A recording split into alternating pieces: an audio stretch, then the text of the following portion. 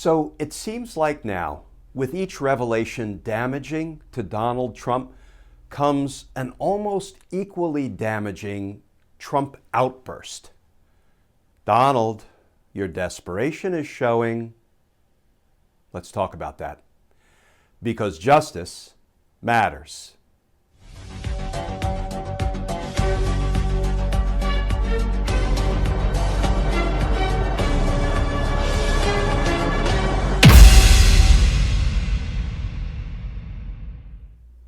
Hey all, Glenn Kirshner here.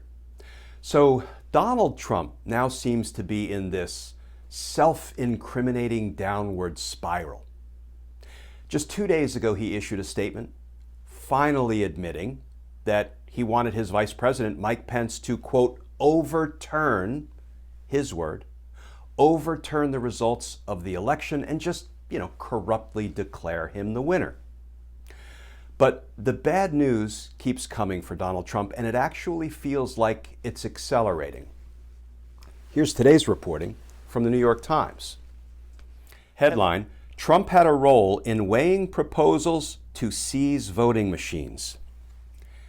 And friends, the most interesting part of this reporting is that even Bill Barr told Donald Trump, no, you don't have probable cause. You don't have the lawful authority to seize the state's voting machines, and yet Donald Trump persisted. And that is incriminating. But the bad news keeps coming for Donald Trump. This from CNN. Mike Pence's former chief of staff testifies in the House January 6th committee.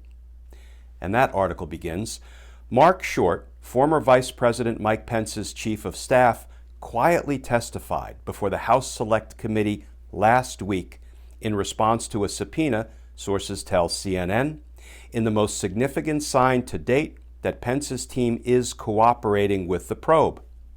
Short, who was with Pence at the Capitol on January 6, 2021, and participated in a critical White House meeting on January 4, 2021, is seen as a potentially crucial witness in the committee's investigation as the panel pieces together the pressure campaign then President Donald Trump and his allies waged to try to convince Pence not to certify the presidential election.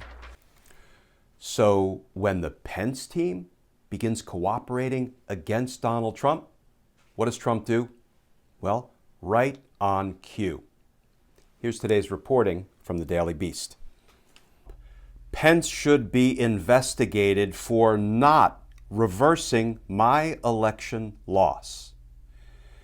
And that article begins, former President Donald Trump has urged congressional January 6 investigators to open up a probe against his former Vice President Mike Pence over his refusal to help Trump overturn the 2020 election result. Pence and Trump haven't been on speaking terms since last year when the then vice president went against Trump's orders and fulfilled his duty to certify Joe Biden's election victory in Congress. But their relationship plumbed new depths Tuesday when Trump released a statement saying that Pence should be under investigation for not reversing the 2022 election results.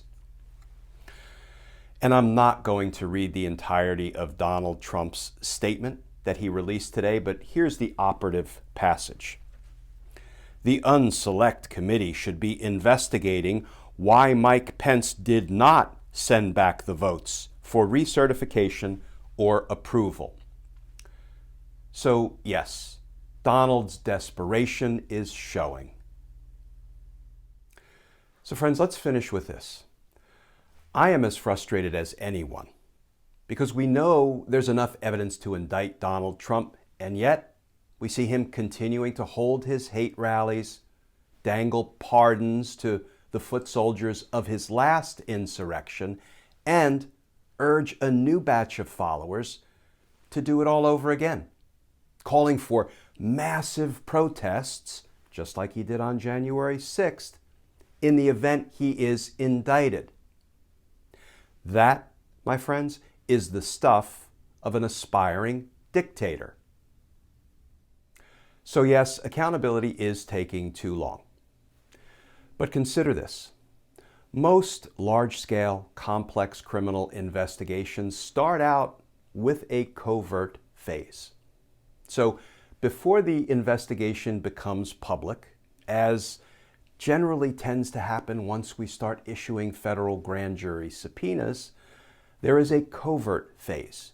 And during the covert phase of the investigation, prosecutors do things like apply for wiretap authorization pursuant to, and this is a mouthful, Title III of the Omnibus Crime Control and Safe Streets Act of 1968, or what we generally refer to as a T3 wiretap. So we apply for authorization from a court to surveil somebody while they're talking on their phone, go up on their phone, so to speak. And that can produce important, valuable, deeply incriminating information when we're listening to the targets of the investigation and what they're saying when they don't know they're being listened to. And that kind of covert investigative step is particularly valuable when the target of the investigation doesn't tend to put a lot of things in writing. Just food for thought. So even before federal grand jury subpoenas start issuing, there are plenty of ways to get the justice ball rolling. And justice matters. Friends, as always, please stay safe, please stay tuned, and I look forward to talking with you all again tomorrow.